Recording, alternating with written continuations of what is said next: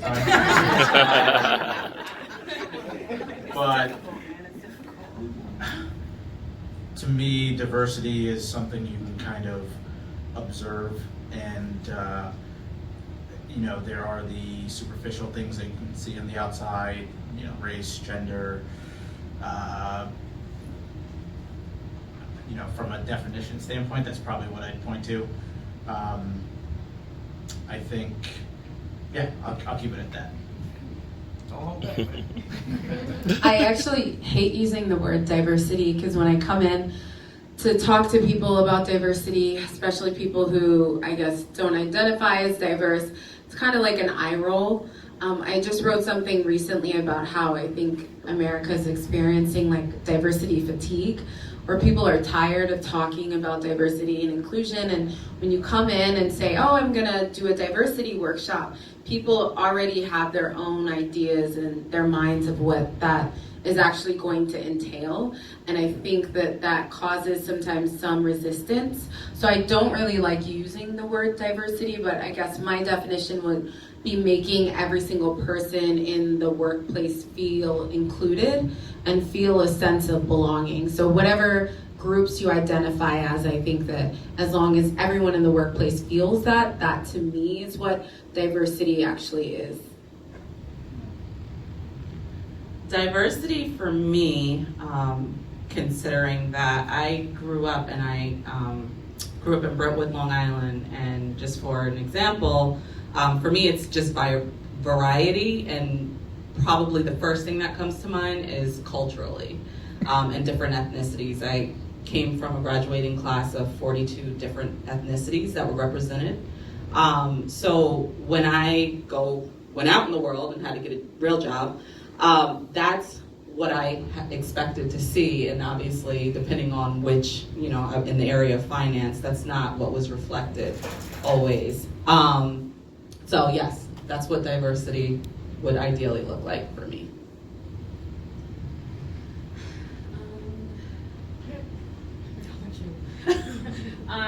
So the first thing that comes to mind is like representation,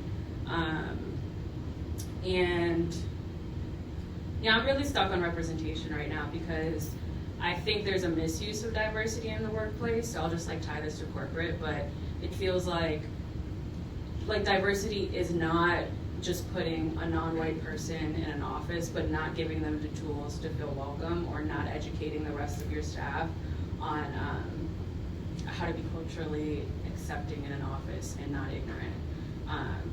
So I think if we're going to talk about diversity, we need to really talk about what representation actually means, and giving people the tools to not only belong, but teach others how to coexist. Oh, yeah. Well, I want to say something kind of, because you said misuse of the word. And for me, I think, I really don't have a concrete definition of what I think it is, but I think I know more so what it isn't. I see examples of that's not it more so than anything. But it's crazy because, you know, I'm in the tech space of things, and in tech, you know, everything is data driven. You know, they don't make decisions, things don't get done unless the data says to do so. Products don't get made unless, it's pretty like that, probably like that in every industry, I would assume. But, you know, being in these industries where everything is so data driven, but I feel like when it comes to what diversity means in these spaces, the data is non-existent in that sense, where it's like, I go to most tech companies and I feel like you will see a lot of Indian and Asian, you know, people at those tech spaces, in those spaces. Mm-hmm. And they consider that more so, that's what's considered diversity. And yeah, they may be minorities within America, but they're not minorities in tech. So I feel like it's inaccurate in that way when we talk about diversity. That's my experience, and that's kind of some of the things that I see. I don't know, how do you all feel about that? Can I just add something to that? Actually, a good example, I'll start sharing stories. So I've worked with some pretty big clients running their social, P&G, Target, you can deduce the other ones from there.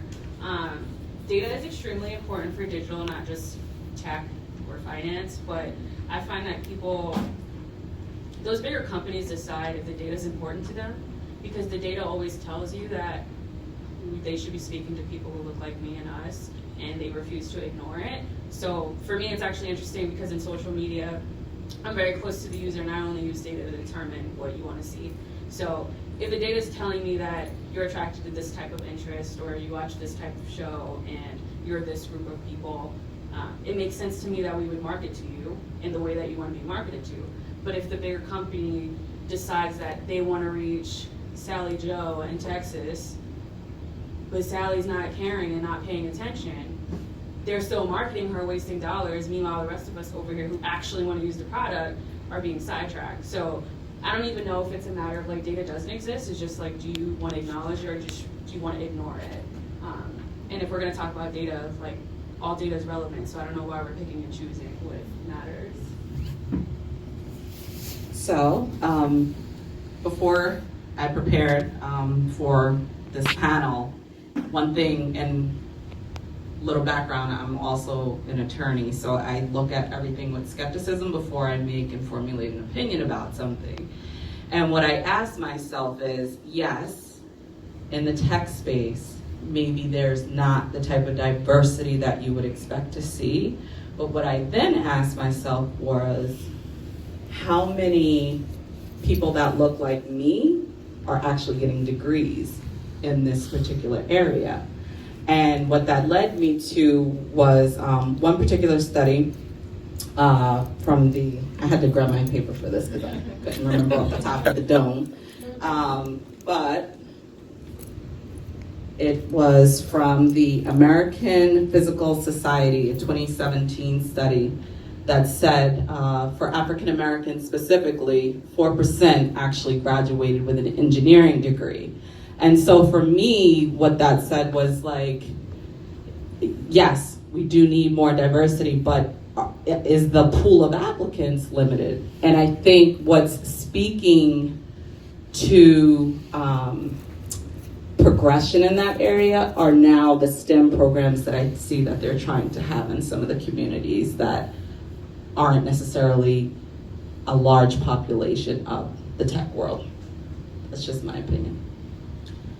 So two things. I think, Brian, you mentioned data is really important. So if any of you are ever in a position where you're, it sounds ridiculous, but where you're trying to convince your managers about what the return on investment of diversity and inclusion actually is, just in my experiences, I found that data is what really moves the needle and what helps to influence people who may be skeptical. But at the same time, it's important to analyze what, or look at what data we're actually looking at, and then what are we doing with that data, because all of the large tech companies have diversity reports. Google, Apple, Microsoft, they're all available online. And, you know, in the reports, they look at turnover and how many Black employees are leaving or how many Hispanic employees are in leadership positions. And what these diversity reports are showing is that although they do have, you know, 3% of their workforce is Black or 4% is Hispanic, these particular populations are leaving and the turnover rates continue to grow. So it's like, yeah, we're measuring diversity and we're looking at how many diverse applicants are actually, diverse candidates are in these roles, but what do we do now when we see that they're not staying at the company? So that's why I don't really, I think people talk about diversity within organizations, but diversity is not just the numbers and having the people in the companies, because I mean, if that were the case, then there would be more and more people who are Black, who are in leadership positions in Apple, for example. But what these diversity reports are showing is that the numbers are shrinking. So having diverse people doesn't mean that they feel included, doesn't mean, you know, and I'm sure all of you in here at some point in your careers or not can attest to the fact that your companies haven't exactly made you feel that sense of belonging. So it's like looking beyond the numbers. It's nice that these things are being measured, but it goes beyond that. I have a super kind of cynical view. I work with data all the time, and I feel like in this respect, it's almost irrelevant. And diversity usually reflects the top, right? So unless the circle of people who are the founders or the leader of an organization have diverse people they interact with outside of work, you know, it's almost, I don't want to say a waste of time, but you know, you can show the data, you can make a pitch. You're almost trying to change someone's behavior, which I think is a much more difficult task. And even if they want to, you kind of default to, I don't know, if you went through school, you socialized with a certain group of people, you went to high school, you socialized with a certain group of people. Beyond the numbers and the objective measures during interviewing, you know, from my perspective, a lot of interviews come down to subjective calls, and it's in that subjectivity where you kind of lose diversity. And I think being objective, it's probably not intentional. It's just certain, you know, you kind of default to what you're comfortable with, which is you kind of see reflected in the organization. And so, from my opinion, the companies that do this well, you can just kind of see it reflected in the founders and the leadership. And yeah. Do you know any companies that do it well? Like, large companies, I don't. But Adobe? I worked at American Express, and Ken Schnell was the CEO when I was there, which was awesome.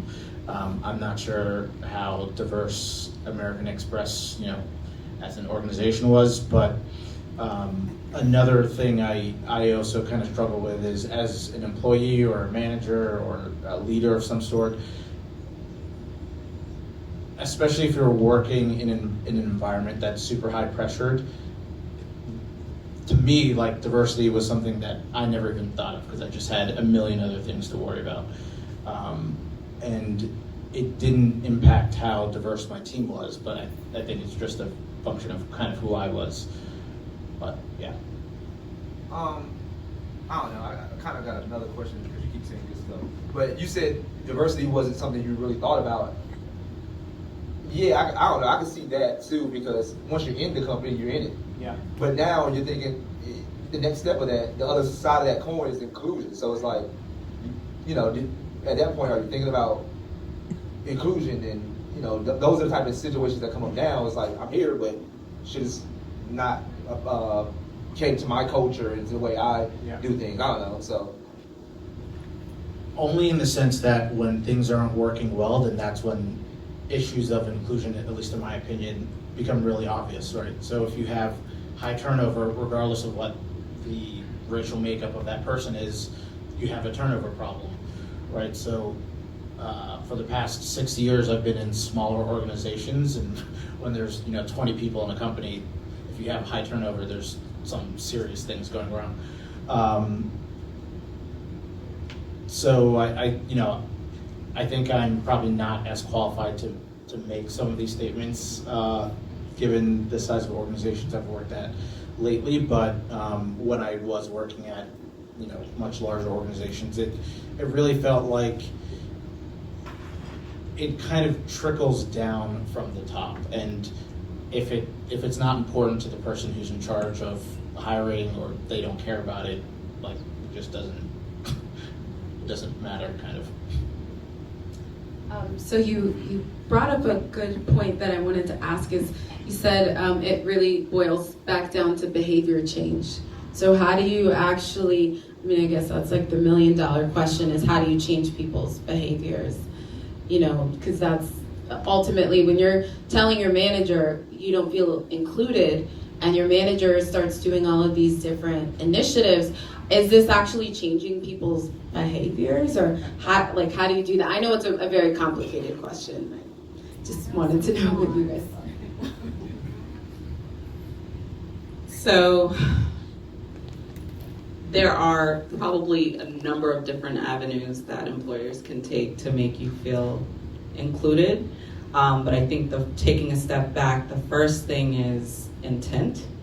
Are you doing this just to satisfy some quota or not break the law? Or are you doing this because it's genuine and it's authentic, right? So for me, because every employer I've worked at has had some kind of diversity initiative. But I sit back and I give it a little bit of time. And I think with instinct and with time, you can see if something's really authentic. And if it is not, quite frankly, if your initiative's not authentic, I don't want to be included, because it's not real, it's a facade. However, I think part of it is because it's such a controversial topic, it's hard for particularly probably HR to try and attack it without feeling like maybe we're excluding someone or a particular group because our focus area is on, people who don't feel included. I think I have just a personal view of some ways to overcome that, and I think it's just talking to people maybe outside of the workspace to educate yourselves with different cultures, and then trying to probably hire individuals like yourself, right? And come and educate individuals with a number of activities and whatever, you do in your area. But I think it's, as long as they're making a concerted, genuine effort, people feel that. They're not always gonna get it correct or perfect, but you also, if you wanna be included and someone's coming from a place of authenticity, you have to also be there to help educate and be part of that process. It can't just be, your employer catering to you. Give your input, especially if they're genuine. I'm gonna piggyback off of that. I agree with everything you just said, girl. Yes. Some of my ideas are more like we're taking it 20 steps back on like you feeling comfortable to educate. So I personally don't tolerate ignorance in my presence because I work too hard to get here, and my people have worked too hard to have to deal with this. So I like to come at it as, I'm gonna give you the benefit of the doubt. I'm gonna watch how you move. If you start crossing the line from a behavioral standpoint, like I'm going to have a conversation with you, and it may not be, hey, you're being racist, this is a microaggression, I'm not sure you understand the structure of this. It's more, so this is uncomfortable, this wasn't great feedback, this is not productive to our conversation or our team. I would start there, and usually 9 times out of 10 people will like calm down, because when you're trying to show someone up, or like even like Twitter fingers, right? Like people just like want to say things, they're not really thinking. But once you check them, they will normally scale back and listen because they're not used to being checked. Now, if you have a few people who just don't get it, then you have to pull out okay, I think I'm gonna need to explain nuances in race to you and what that means for a professional workplace. I'll give you a prime example. Won't name names, not Stash. But this place is definitely not, no, that's why I'm here. But at a previous company, I dealt with like some crazy racist shit. We can curse, right? Oh, yeah. Girl. All right, let me just get into it because it's been pissing me off since it happened. And I'm gonna be really real with you guys. I was the type of person when I was younger that was like, I worked really hard, I have, the access to the same education, I want to be hired because of my skills. I never thought being a black person or a mixed person that was going to interfere with my work until I got into a company with predominantly white women who really tried my patience. There was this one chick, she was like, what are you doing for Labor Day weekend? And I'm like, I'm going to a powwow, because I'm also Native American, and she's like, oh, what is that? You're going to a powwow? This bitch did that in front of me. And she was laughing like she was like the fucking Joker. And I was like, don't ever do that again, that's extremely offensive. And she walked off really scared. And I was like, you should be. And then another girl was like, oh yeah, Ivana's going to the plantation, the Shinnecock plantation. Wow. And I was like, Kelly, it's not a plantation, it's a reservation, and those are two different.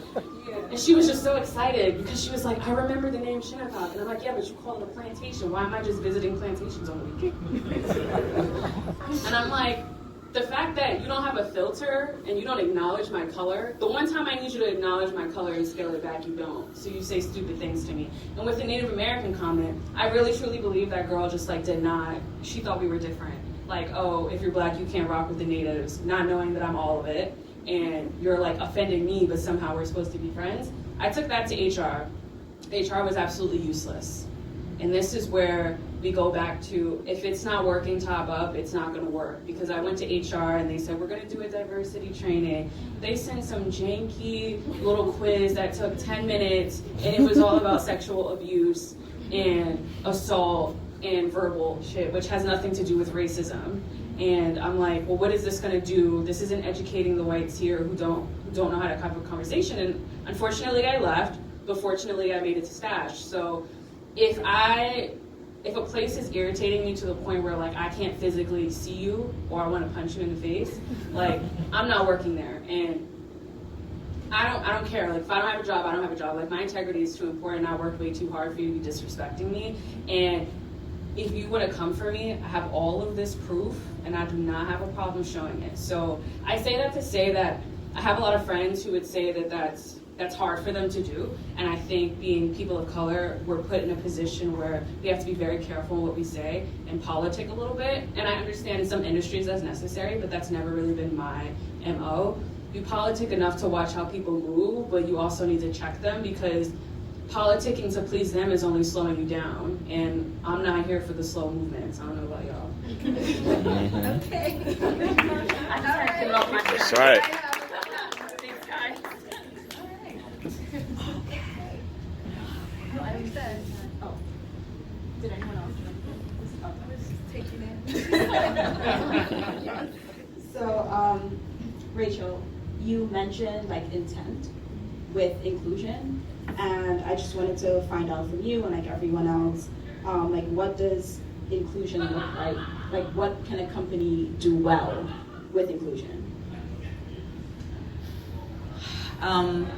Again, I guess I'll just reiterate, it comes from authenticity and it comes from a place where I don't think there's one definitive answer of what that looks like. I think it depends.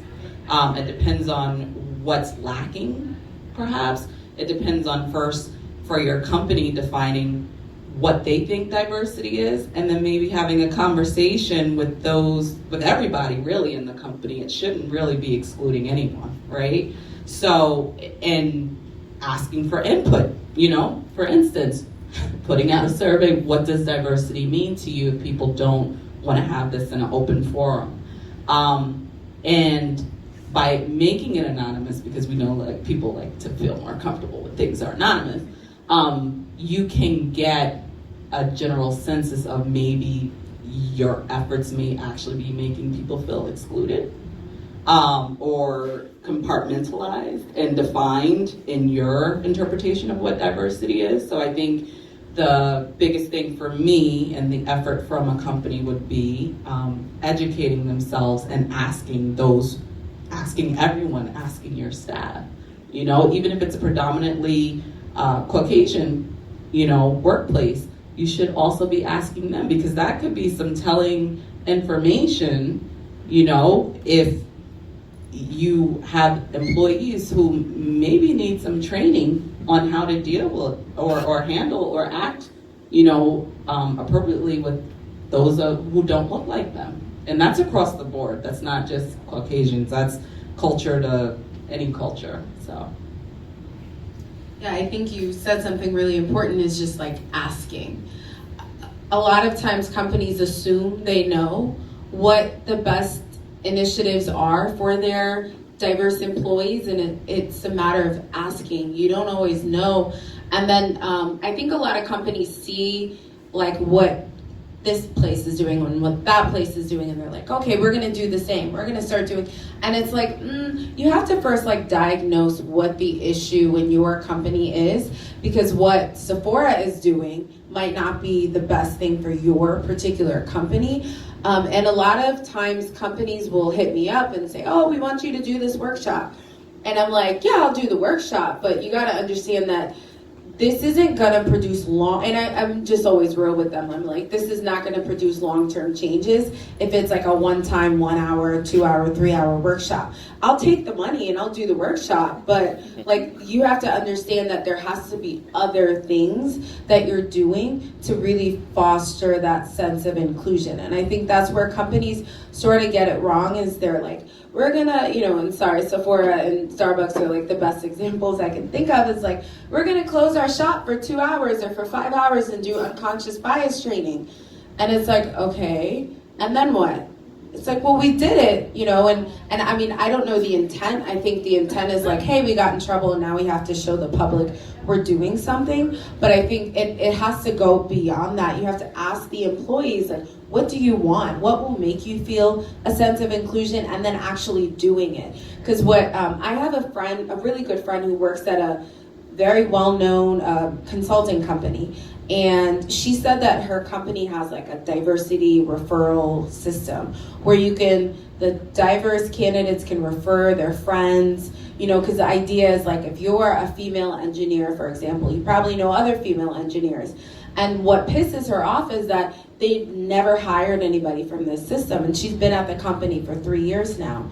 So, it's not just a matter of asking the employees. It's like, what are you going to do once you get the results? If the employees are saying, we want an employee resource group or an affinity group, or we want to bring in speakers to talk about hair discrimination or this or that, it's like, okay, are you actually doing those things? Because sometimes companies send out these surveys and then you get the results and then you don't do anything with them. You just want the employees and management to say, see, we're actually taking a survey, and it's like, if you're not doing anything with the results, it's useless, and then it makes the employees feel that sense of like, well, they don't really care and the intent isn't actually there. I don't know, you kind of said a lot in there, but mainly just the idea of being called a diverse candidate and a diverse hire. I don't know, should you be offended by that? It's like, that means like other, Yeah. almost. That's- I think that's the problem. I think you nailed it. Yeah. First of all, I personally don't like to be labeled. Right. I'm Rachel, call me by that. That's what my mom named me. But plain and simple, that's who I am. And I would hope that, yes, I have an outward appearance, and that's obvious, right? We all do. But I would hope you would make an effort, a concerted effort, to actually get to know who I am as an individual and not make any biased assumptions because I'm the diverse candidate, or